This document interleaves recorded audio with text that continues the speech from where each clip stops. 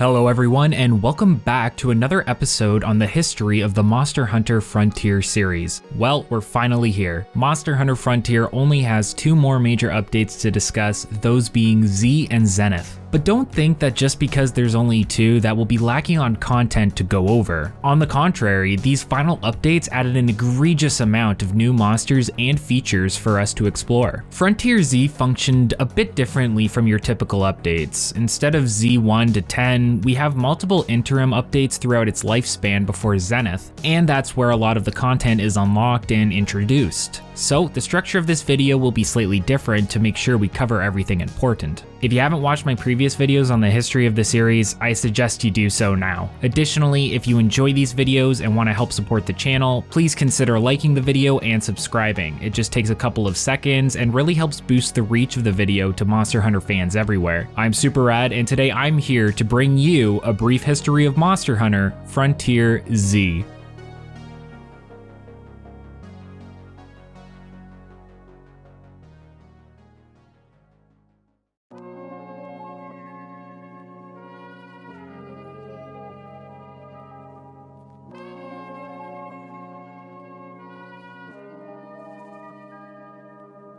So before we get into the heart of the video, I want to briefly touch on a few things I excluded from the previous video, starting with She-10 or Solstice monsters, which are maxed out versions of monsters with a twist, specifically a max level Conquest Dayz Fyroa and a HR Supremacy Unknown. These monsters were more powerful, received new moves, and had some visual differences, especially Dayz Fyroa, who now has a red hue on its body which turns purple near the final phase. Imagine the effect you see on steel when you heat it with a torch. Defeating these monsters rewarded the player with materials that could be used to craft She-10 sigils, which were much less RNG dependent than your typical and allowed for players to have an easier time creating meta sets for other content. She-10 exclusive sigils also came with some weapon-specific skill bonuses like Fast Charge for Tonfa or Sword Beam for Sword and Shield. And Dayz and Unknown would split up these skills between the two of them for what had a possibility of being dropped. Moving on, a small mistake I made in the last video was excluding the Miru Muso. It was actually released in G10 and came with all of the same forms from your typical classification. Power Form gets a pin where he tries to pounce on you. If you don't dodge it, he brutally slams you with its claws, alternating between them before roaring, which is a one-hit KO. Speed Form gets an attack where Miru runs around in a circle and causes a large bubble crystal dust explosion,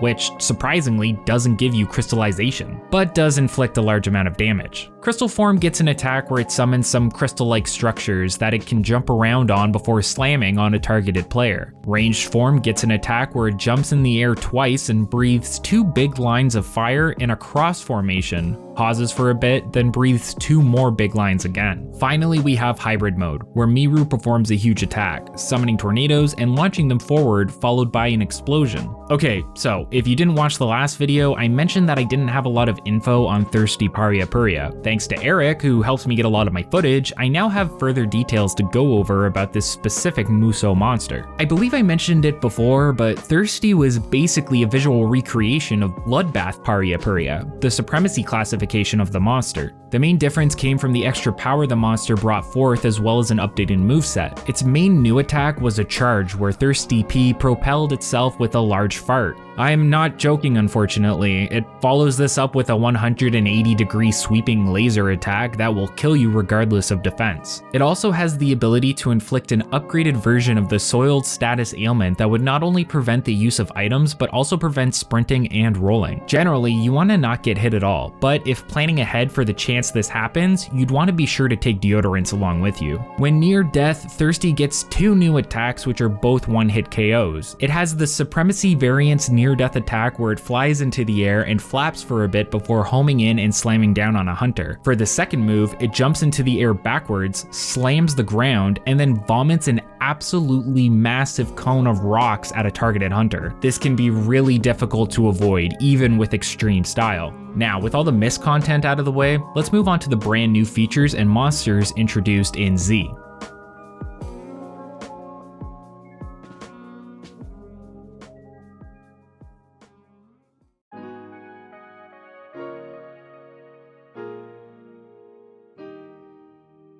The first thing to recognize about the Z updates is that the naming convention for this series got really jumbled up. Executives within Capcom determined that constantly rebranding the series would be bad for sales, which is funny considering that's one of the main aspects of Monster Hunter as a series. This really seemed to backfire on them, considering it was around Z and the lack of rebranding where the series began to plummet in the player base, as this handy graphic shows. Now, this doesn't necessarily prove the lack of rebranding was a factor, but it is a correlation to make note of. So most players know of Z and ZZ or Z Zenith, but this can be broken up further similar to the G updates. For example, Z actually consisted of two major updates, being Z1 and Z2, and smaller interim updates in between these like Z1, Z1.1, and Z1.2. In fact, Z Zenith is basically just the Z3 update, and after smaller updates, they even dropped the Zenith title to simply stick with Monster Hunter Frontier Z. I would also like to point out that it is very difficult for me as a Canadian to say Z instead of Z, so you're welcome for the effort that I'm putting in here. To start things off, we'll be going over the initial Z1 update, which released November 9th, 2016, containing the extreme style, Zenith monsters, overhauls to the skill system, and more smaller features. Extreme style was the final form of all the weapon styles, combining all three of them into one with new special moves in most cases. All 13 weapons at the time acquired the ability to sprint while weapons ready by double tapping the analog stick in a direction instead of holding the sprint button. If you remember, this was an ability pioneered by the Tonfas. The unlock requirement at the time was GSR 300. All weapons handled differently, but some were more similar to previous styles than others. A good example of a drastic change comes from the longsword. Hunters now had access to an activated parry maneuver, where timing correctly allowed the player to perform a counterattack, and follow it up with either an evasive teleport attack or a multi-hit piercing stab maneuver. There's also a new meter to fill for longsword that rises as the player deals damage and parries, but will completely empty upon sheathing. This forces the player into a style where they have their weapon out at all times, something not typical to longsword, but made easier thanks to the new sprinting mechanic. This gauge was tied into the new blade release action, which consumes the meter. The move was similar to the spirit combo with extra damage and new animations. Each weapon had something unique about it, and extreme style is generally considered to be the best in-slot option for all endgame hunters. Speaking of the endgame and the meta, players had a new tier of equipment to work with, known as Zenith Gear.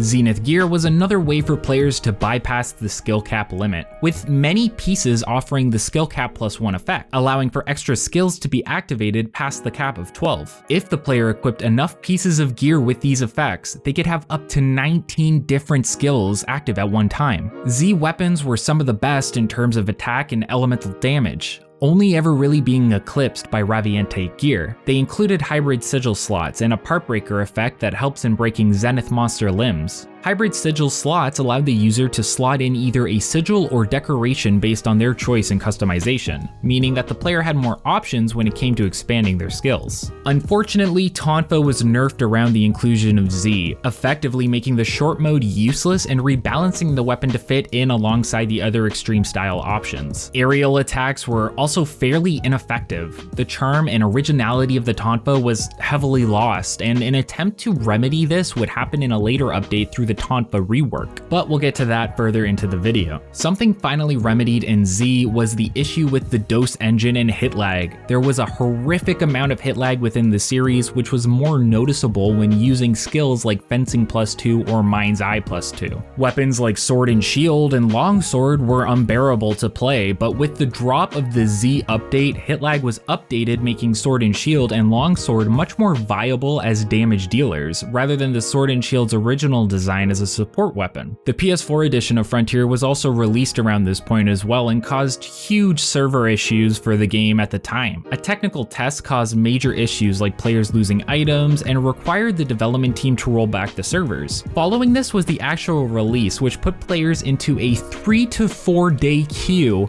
before being able to access the game. To say players were pissed off would be an understatement, with people turning to Twitter to air their grievances towards the Monster Hunter Frontier account during the resulting server outages. Now, Zenith monsters were a different breed. Available at GR200, these were forms of existing monsters and the successor in difficulty level to Hardcore and Supremacy species, Espinus being the flagship for PC and Rathalos being the flagship for PS4. Unlike their relatives, these monsters had 4 specific hunt hunting quests, and each escalated in difficulty every 200 GRs, 200 or 1 star being the weakest, and 800 or 4 star being the strongest. The loot pools for Zenith monsters were unique. You had standard materials, part break materials, common rares, and rare rares. Let's take a look at Rathalos for an example. You have the standard materials such as shells and claws, etc., but then you have the wing break. You break both wings, you get the wing as a reward. There's the Zenith Wing, Zenith Mid Wing, Zenith High Wing, and Zenith Top Wing, each one corresponding to the 4 levels of Z quests mentioned previously. The rare drops referred to a plate/mantle system that was present and obtainable at all levels, but was more common at higher levels. For Rathalos, you had the Light Scale, basically the Zenith Plate, that was a max 9% drop, and the Shining Gem, which was a 7% at max. Multitudes of these items were used for Z armor and weapons. As you may remember from the last episode, Guanzarumu obtained incredible levels of roar and wind pressure that was far above any protection available at the time.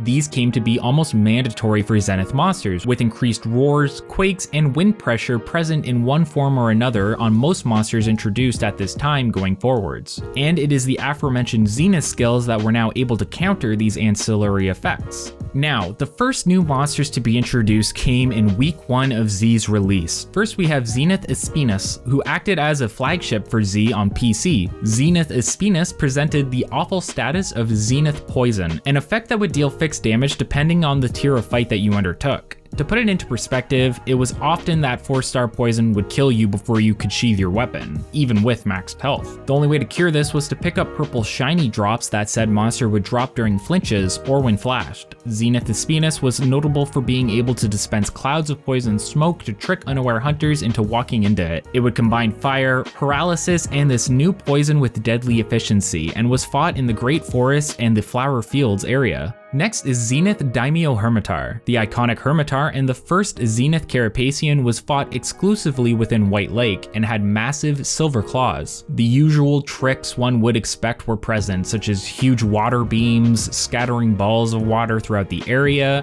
fast claw swipes, and using its massive shell to attack from below.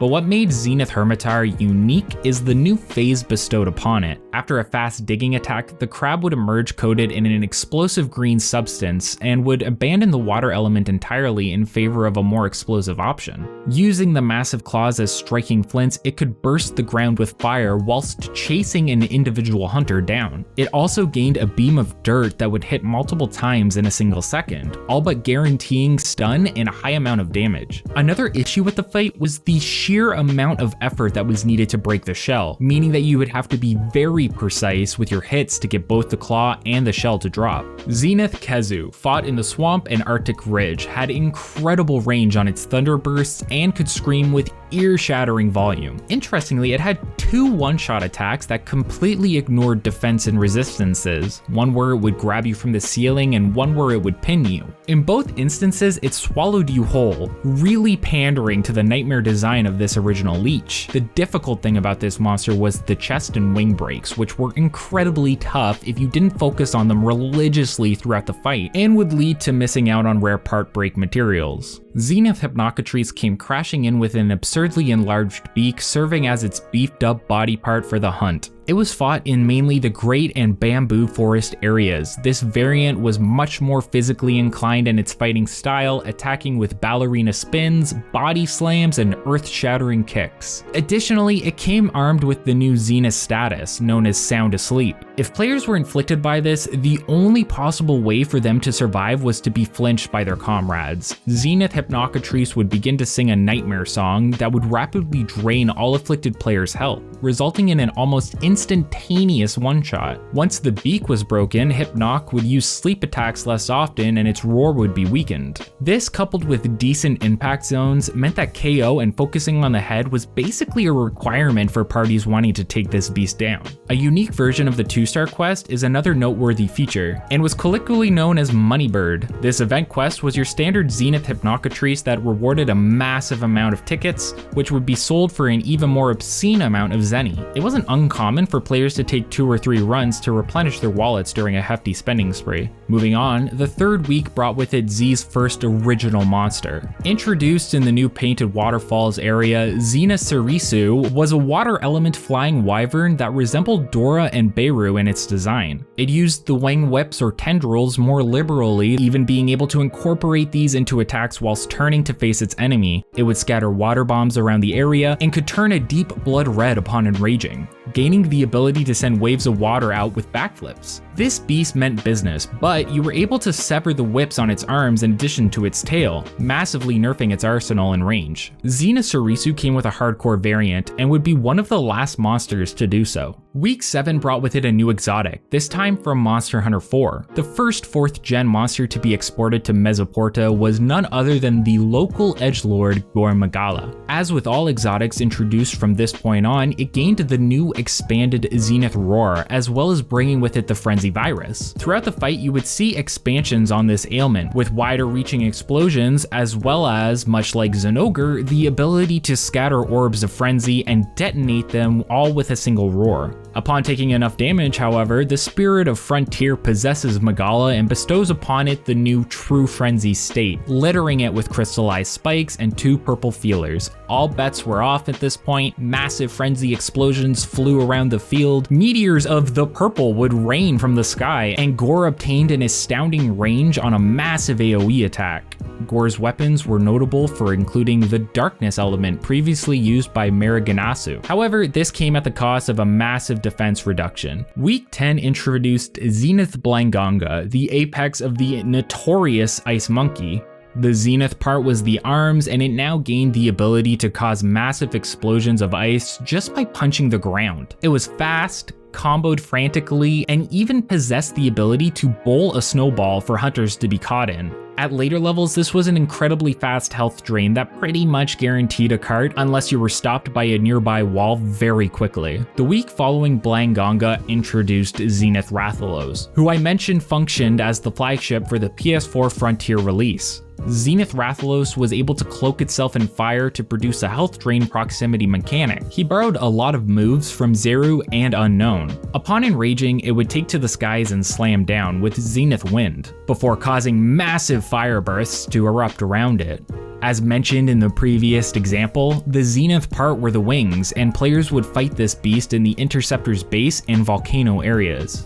This covers the initial release roadmap for Z. Following this was a week-long break, and then the introduction of the first big content update in week 13, also known as Z1.1. The big feature about this update was Diva Defense Interception, which was a 2-week event added in Z. First, you had Blessing Week and Combat Week following that. During Blessing Week, players pick one of 4 colored gems to gather points and earn rewards. Each color provided a buff that would upgrade as you progressed. Once fully upgraded, players could move on to a gem of a different color. These buffs would be used for content within the Combat Week. During Combat Week, players within guilds would gather points in order to reach different score thresholds for rewards. You had a feline NPC giving you interception quests, which were in essence huntathons. There would be 3 to 5 monsters per quest, and you had feature quests to advance tiles on a board for the event in order to reach a boss or a secret chest area that gave you bonus points and other items you needed. Kaowaru Boru showed its face during the Diva Defense, first huntable in week 14 and was the boss you were working toward. It was massive, even by Elder Dragon standards. KO here would pretty much increase its body temperature to volcanic levels, aiming to burn the Interceptor's base to the ground. Throughout the fight, hunters would need to focus on burning body parts to dispel this heat,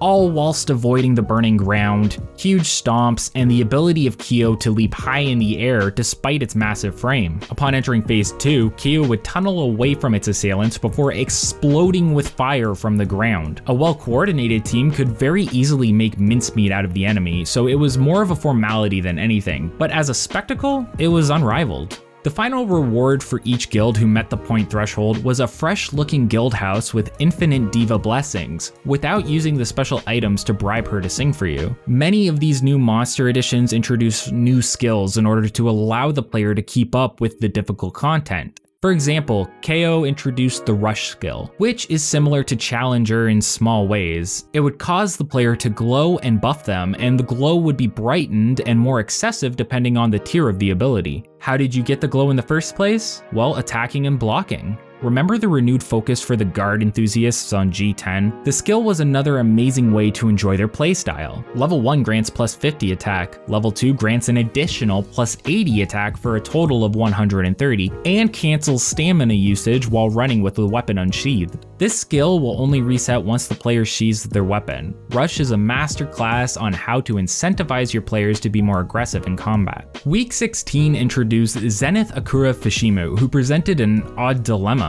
With the same awful tail cut mechanic as the basic species, where do you focus the Zenith part? Simple, put it everywhere. You still had to suffer the awful ordeal of breaking the crystals off the claws with impact, breaking the claws itself with cut damage, and then going for the tail in order to neuter the thing. All whilst dealing with the new tricks that this Zenith had to throw out. The new toys that the Scorpion received came in the form of 2 infuriating new statuses, Crystal Paralysis and the new Lingering Paralysis. The Crystal Blight now combined with the immobility of Paralysis, meaning that you lost out on the vital mashing time if caught, leading to a pretty much guaranteed explosion for most victims. Additionally, if you survived, Paralysis would now stick around, interrupting your animations with a flinch regardless of what you were doing. It was like having a longsword user in your pocket for the time it was active. The monster itself used massive tail slams and could even inject said crystals into the ground for a massive explosion. Week 18 brought with it the Lesser Slay of a brand new Muso and the True Slay showing up in week 19. Many people's first experience with seeing Frontier content was this blinking Nargacuga. This Muso was well known for its incredible speed. It began every fight with a huge vacuum slash attack to draw in prey, where hunters would be pulled into a lethal blender of razor wind, and would repeat this at certain health thresholds throughout the battle. It could extend a rain of poison spikes to cover a large area, often chained 2 tail slams in a row, and would strafe circles around hunters whilst disappearing from sight, not to mention its incredible albino appearance. The ridiculousness of the spectacle, as well as the fast-paced fights, made this monster almost the poster boy of Frontier content going forward. With a health pool of 600,000, you had to be completely on top of your game to take this monster down, making sure to avoid its infamous juggle into a tail slam maneuver, and paying attention to which side it would scratch the ground to know when to dodge. The following week brought with it Zenith Tigrex, armed with a pair of metallic-looking enhancements to its claws and a set of pipes that could put Corey Taylor to shame. That's a Slipknot reference. I didn't write that. Sarah wrote that. That's a Slipknot reference. I do like Slipknot though. Big fan of Slipknot.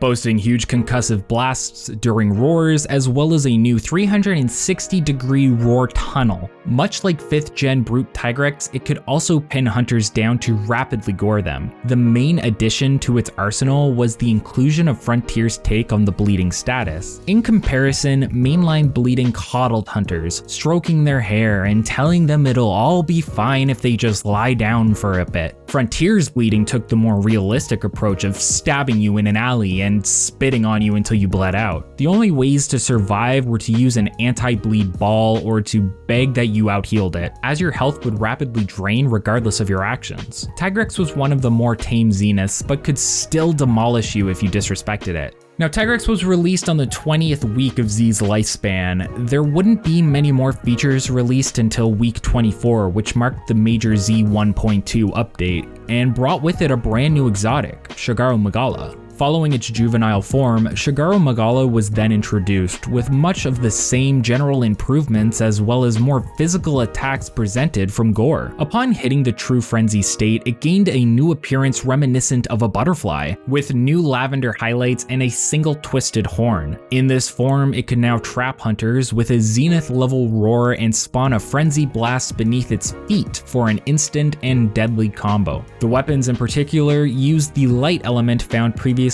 on Zeru Ryusu, in contrast to the darkness found in Gore's weapons. The following week brought with it Zenith Hugh Jakiki, who came with the previously introduced bleed mechanic, as well as being the monster that anyone with a Reddit account will use to discredit Frontier based on the design alone, despite, well, Nergigante existing. Hyuji forsake the status aspects of the vanilla version for a strictly non-elemental approach, completely focusing on sharp spikes and the lightning summoning of the highland to attack. This was reflected in its drops, with the shrunken sack replacing the previous status sack. Zenith Hyuji glowed gold when it howled, and could summon a single spike to pierce and impale hunters through a unique mechanic. Hyuji's eyes would glow red and a circle would surround your HUD. As it closed in, hunters could time a block to reflect the spike back at Hyuji, guaranteeing a KO and a stagger. Ironically, breaking the Zenith spikes would stop this from happening, making this Zenith one of the few monsters whereby the fight would get harder after the break.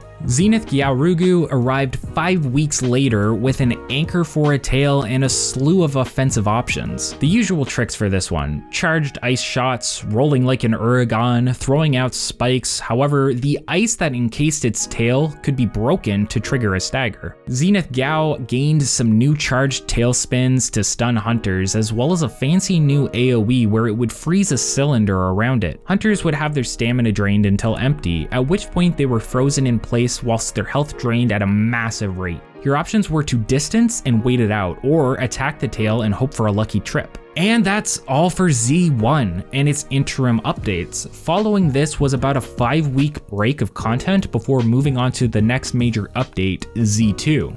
Let's take a look now.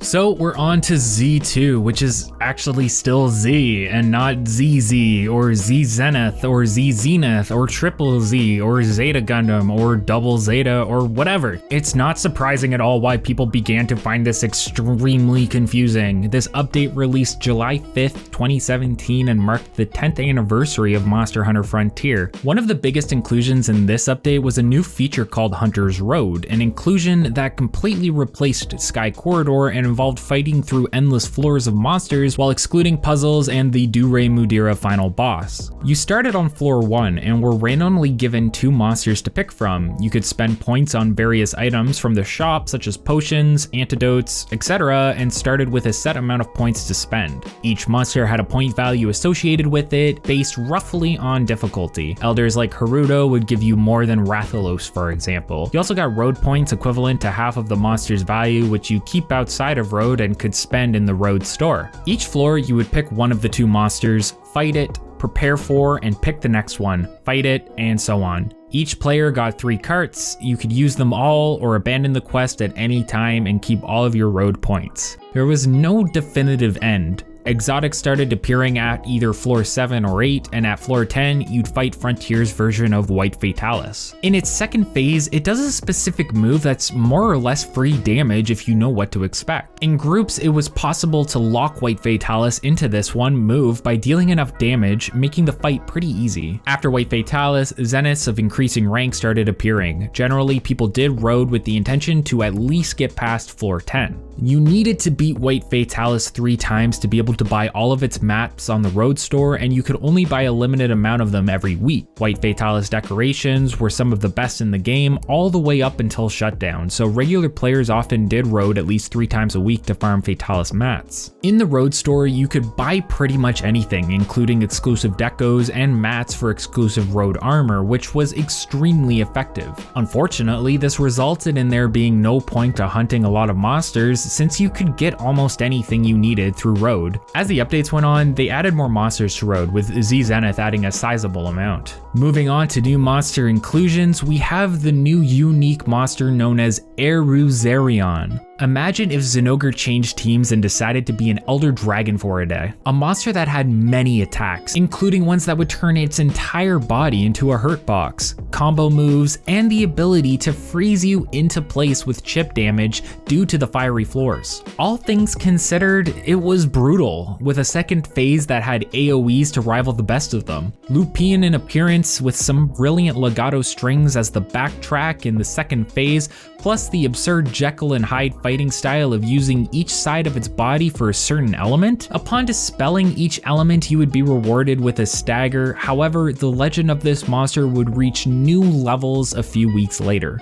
Before that, let's go over a few more monster additions. Zenith Mito Garen blasted into Z2 with some new counter mechanics. From 2-star quests onwards, it would use multiple teleports or flash steps if you prefer to intimidate enemies. However, it was functionally harmless until it appeared in front of you. At this point, if hunters evaded a blast and attacked in a small enough time frame, you would be rewarded with a brief but guaranteed stagger. Outside of this mechanic, Zenith Mito would utilize the rapid speed and vacuum tornadoes of other such fire zeniths to inflict the devastating extreme fire blight to hunters. And with the inclusion of the stylish assault up zenith skill for a lot of the weapons and armor, made this an incredible popular choice for seasoned frontier players. Next up was Zenith Ruko Diora, who could arguably be considered to be one of the most versatile zenith monsters, and introduced the annoying Zenith Dragonblight. Able to cause quakes, roars, and wind all at the same time, it demonstrated fearsome power. Zenith Ruko's beams would hit multiple times, meaning that a split-second guard point wouldn't be enough and you would be drained down to your last instance of HP without dodging or distance. At 4-star level, it gained an instant one-shot attack, whereby the only tell was the position of the monster's wings. The magnetism was brutal. What would usually knock you for a few in G rank would be a one-shot under most conditions with the Zenith. Zenith Ruko often mixed in some of the more unfriendly aspects of 2nd gen elders, such as insta-jumps and insta-charges, making it a complete counter to the telegraphed attacks that players began to adapt to in the later generations. Following Ruko was Zenith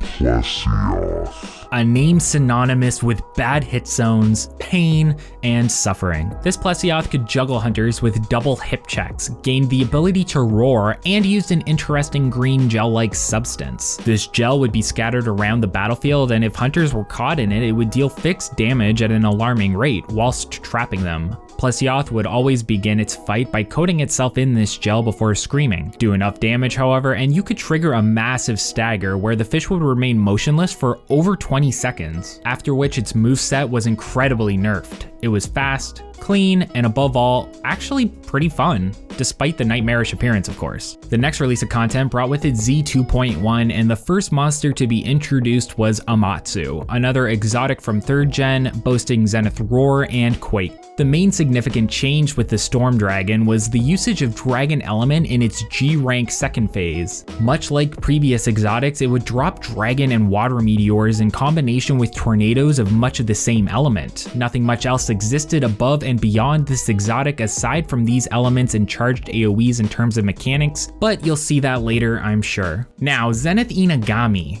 An Inagami with a much more powerful tail as its zenith part. Most of its attacks involve slamming its tail to cause zenith quakes or swiping at the player with it, as well as most of its attacks causing zenith sleep. They also cause bamboo to grow quickly and impale the player while they are sleeping. Its tail, which is somewhat like a flower, alternates between a bloomed and not bloomed state. When bloomed, clouds of sleep gas accompany many of its tail attacks, making them even more dangerous. One of these attacks involves it planting its tail into the ground and moving it underground to burst underneath the player. If this attack is dodged and the tip of its tail is attacked before Zenith Inagami withdraws it, it causes pain that knocks it on its side and stuns it briefly. Moving on to Amuso, ask any seasoned Frontier player about Peerless Eru Zerion and I promise you they'll wince. Introduced just before Z Zenith power creep, this Peerless variant was a monstrosity, boasting a gargantuan 1 million health to be drained in just 10 minutes. It was so fierce, so fast, and presented countless roars into AoEs that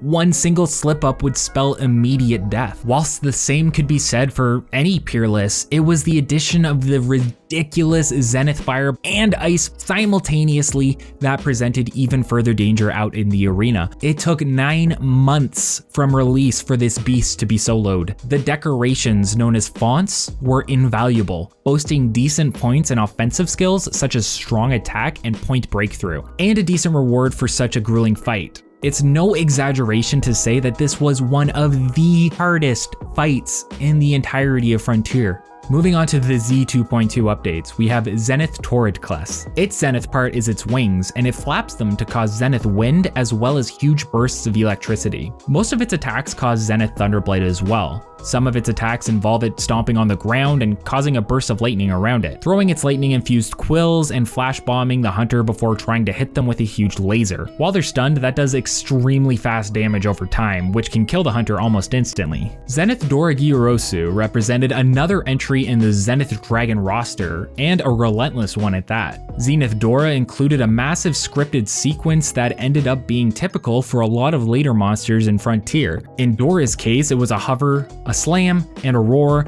and from 2-star onward, a forward-facing bite. A couple of interesting notes about Dora Gyorosu is that it had a pitfall trap of its own, guaranteeing death for any player that was caught by it. However, if the monster itself was caught in it, you would get the main series level of trap time, which was indispensable with the amount of power you could throw out. Dora also had the wonderful example of being a zenith that was completely castrated by its own break, being unable to fire beams, bolts, or do any sort of significant damage in comparison. Most dragon attacks after Hornbreak would instead summon random dragon thunder around it, rendering it basically harmless. Alright, this is a big one.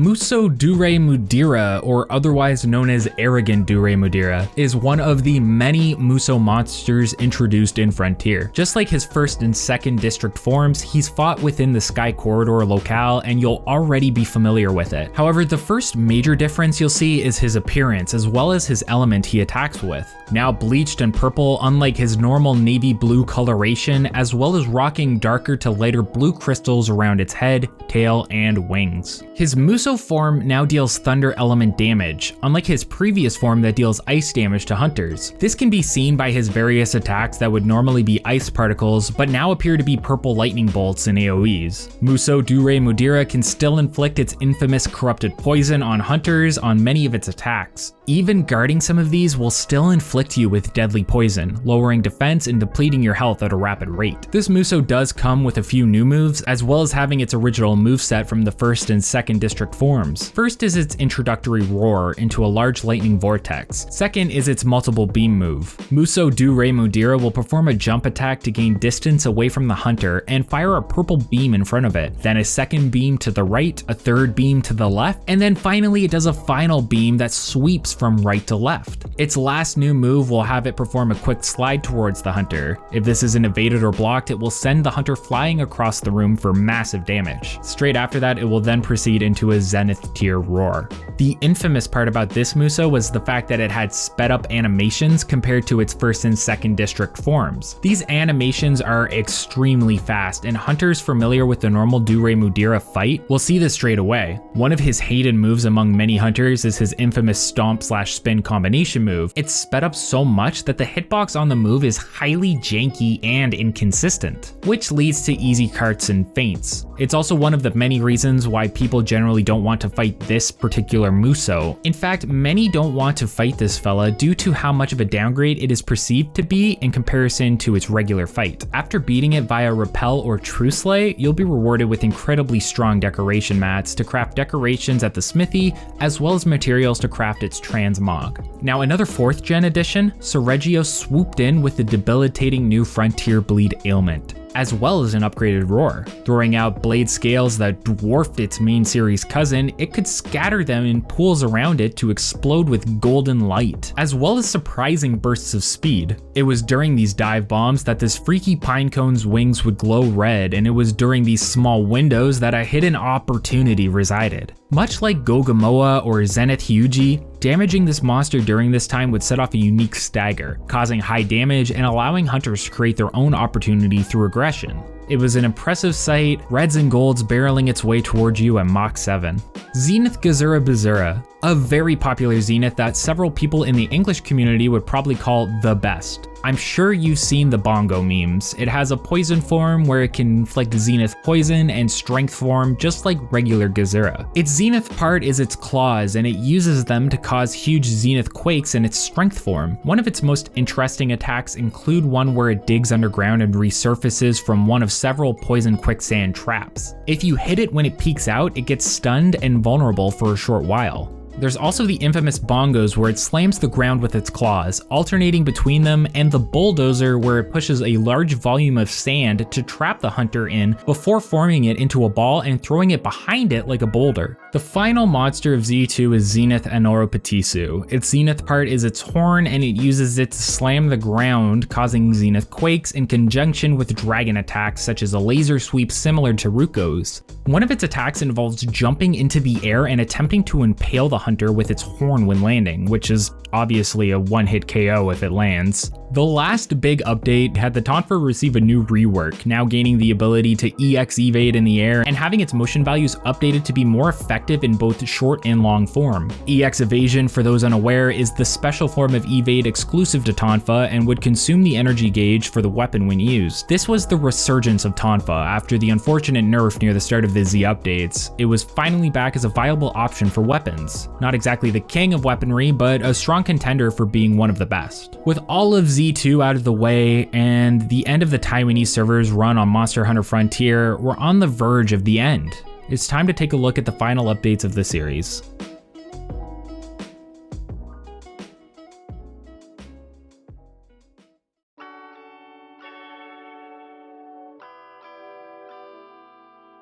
Here we are. The final set of updates, also known as Z Zenith, but effectively functioning as Z3, and eventually just reverting to the Z moniker in later interim updates. Released September 26, 2018, this would not only begin the end of content updated, but the end of Frontier as a whole. It introduced a brand new weapon, a new unique monster, new Zenith species, and 2 new Musos. The first entry to talk about, and possibly the biggest inclusion within this set of updates, is the brand new weapon type Magnet Spike, possibly one of the most unique weapons introduced to the Monster Hunter series as a whole. The Magnet Spike was brought to Mezeporta by a man named Graham. He found people using this spike in the western region of the Monster Hunter world, not to be confused with Monster Hunter World, and the weapon came in 2 modes, Blade and Blunt, with Blade being your more nimble option and Blunt more slow and methodical. Blade mode consisted of fast attacks. When the power gauge was filled, you could perform charged attacks that had iframes each time you used them. It was similar to Tonfa's with EX evades or fade slashes from Switch Axe and Longsword. Then there was Blunt mode, aka the Hammer Killer. Magnet spikes killed hammers or any blunt weapon in the game 99% of the time against most monsters through utility and sheer destructive force. Your character becomes significantly slower in exchange for better damage output, forcing users to rely more on position and patience. They had a move similar to Monster Hunter World's iteration of the hammer where you could slam 2 soft hits and then finish up with a powerful home run swing attack that charged the longer you kept the button pressed. Using the weapon charges it as you fight. When the weapon is fully charged, it can be magnetized and provide an attack buff for a period of 80 seconds. Each mode has an independent charge, so you can fully charge Blunt mode and then switch to Blade mode to charge it as well. One of the other main features is the attract and repel function, which allows the user to mark an area and launch themselves toward it. Using this action consumes part of the charge gauge. Finally, there was a QuickTime event super move known as the Magnet Pin. Hitting the monster enough will apply a moving magnetism effect onto it, which informs the player it is ready to be pinned. Once the pinning process begins, a QuickTime event will begin and the player will keep the monster in place until the pin is completed or they fail the event. Performing the pin successfully leads into a finisher attack that has an extremely high motion value and will deal an incredibly large amount of damage. Where the finisher hits is dependent on where the magnet marker is currently targeted on the monster, so players looking to optimize their play can choose specific limbs to perform this action on. Week 1 of the update brought with it Frontier's final unique monster, Boga Badorumu, a large blue monster that utilizes blast in a way similar to Brachydios in Rage mode. Most of its attacks involve using its huge strength to slam the ground, causing large zenith quakes and releasing a gas that causes large explosions. It starts off as a regular monster, but halfway through the fight uses a big one-hit KO attack where it surrounds itself in exploding gas and turns into a zenith in the process. What? Boggy's zenith part, its arms, become more powerful and can only be damaged and broken after this has happened. Interesting fact, Boggy is apparently what Gesura was hiding from in the White Lake. Next up we have 2 Zenith inclusions and a Muso. First up is Zenith Baruragaru. This is the Zenith inclusion most people consider to be the worst. Its Zenith part is its tongue, and it only ever uses it to suck up blood of hunters, meaning it only has access to its blood form and water form, with no poison or paralysis. Like regular Baruragaru, it uses its tongue for a variety of attacks, wielding it like a flail to inflict Zenith bleed in conjunction with blood and water attack. Next is Zenith Gravios. Its Zenith part is its stomach, and it uses it to cause a large amount of fiery explosions similar to an actual volcano. On top of this, it can also use a large fire laser, the same as regular Gravios, and often causes Zenith quakes as well as inflicting Zenith fire blight with its fire attacks. Onto another Muso, this time with Boga Ba Durumu. It didn't take long for the flagship of Z Zenith and the only unique Zenith species to get a makeover. This variant on the explosive Mist Wyvern was much faster than the frankly pedestrian vanilla version. It too sported a health pool of a cool 1 million and could trigger a second explosive blast after all of its primary explosions. At certain health gates throughout the battle, much like many other of its battle-hardened classification, it would produce a staggering amount of fog and a massive roar explosion combo seen only in the base species' second phase. The Lesser Slay didn't differ too much either, giving hunters a not insignificant 600,000 HP to contend with. The second explosions were massively disruptive, but the timing was all pretty much the same, making this more of a war of attrition and consistency. Moving on, we have what are known as the final set of updates for Z Zenith, aka Z3.1. There's not much to go over here besides 3 monster inclusions, those being 2 Zeniths and the final Muso.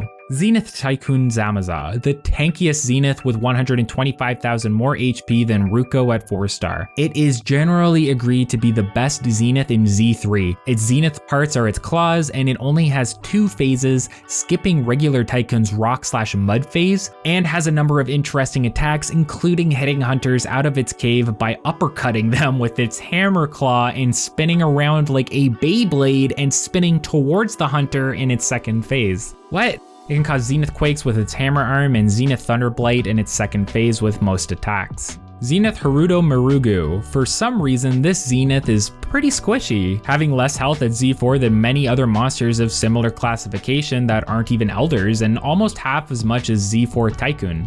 Its Zenith part is its head, and it utilizes a variety of metal attacks, including several that are upgrades of regular Haruto attacks. It creates metal spikes, metal boomerangs, metal rain, can fire metal discs at hunters after flying into the air, and has the infamous ball attack regular Haruto has, albeit weaker for some reason. Rather than creating a ball and running a circle around the arena, it goes straight into the air and attempts to slam down on a hunter, which is much easier to evade.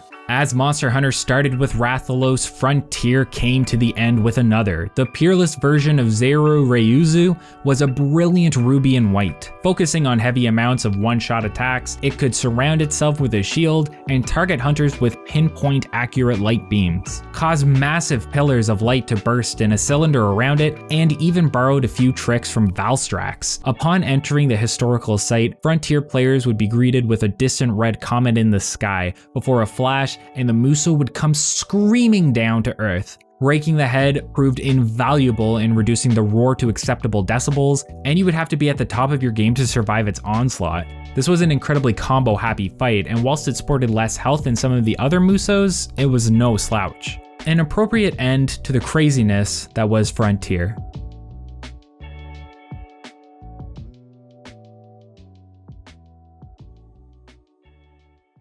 As I mentioned in the previous videos, Mezeporta Square had a lot of updates and visual overhauls throughout its lifetime. Since this is the final video in the series, I wanted to give a quick tour of the main hub as well as showing off a few additional locations. Hopefully this gives you a good idea of what you could expect in between hunts.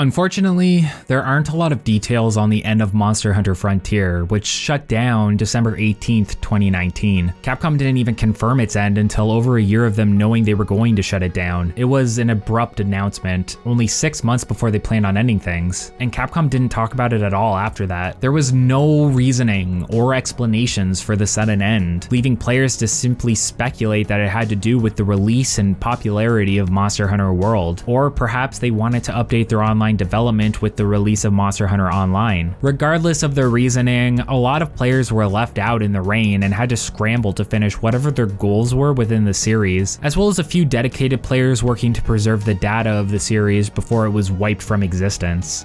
What's there to really say about the players' response? A long-time online Monster Hunter experience of 12 years was ending, and with it, all of the uniqueness and mechanics, the design of monsters, and certain abilities were going to be completely wiped. A lot of players, from Frontier veterans to people that wanted to play the game, seemed to yearn for the previous designs and mechanics to show up in mainline releases. But due to Japanese culture and the animosity between the core Monster Hunter development team and the Capcom Online Games division team, makes that seem unlikely. Instead, the most we see is Capcom cherry-picking Frontier staple mechanics and implementing them into newer games, with little to no credit toward Frontier introducing them. Things like mantles and boosters being picked out of Frontier's design reject bin. It's like the game never existed. On the other side of things, we have players who never experienced Frontier almost disgusted at the idea of it, a combination of a lack of info in the West plus the toxic ideology of players not wanting their exclusive monsters and mechanics to make it over to the mainline releases. It's sad to say the least. Monster Hunter has always been a unique experience, and some of its most unique design elements will never see the light of day.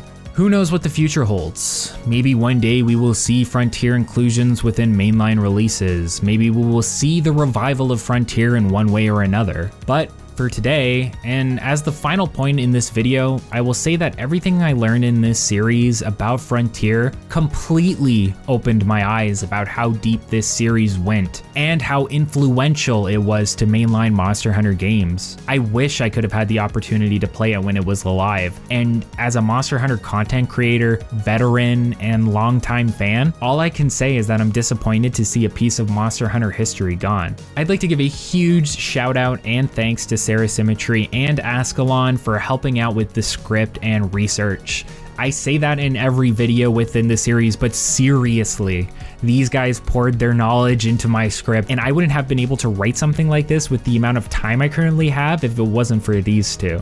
You guys really don't know how much work they put into writing detailed explanations of monsters and mechanics that I was able to use in the script. They really put effort into getting this video out and keeping it as accurate as possible, so be sure to check them out, and I will put their details in the description. Additional thanks to Fist from Fist.moe and all of the community members for helping clarify certain aspects of the game. This community has done so much and is currently doing so much for Frontier's legacy. They deserve so much credit for things that are going on behind the scenes, and I can't stress enough how important their work is. Finally, thanks to Kapu and Eric, who provided a large portion of the footage throughout the series. An incredibly large portion in each video is provided by them and helps make the video editing process extremely easy. Shout out to Rallador, Odie, Chimchamp, Waffle Tractor, and everyone else who provided footage when they could. It's greatly appreciated. This is the last Frontier history video. If you enjoyed this video and found it informative, if you enjoyed this series and found it informative, consider supporting the channel by liking, commenting, and subscribing.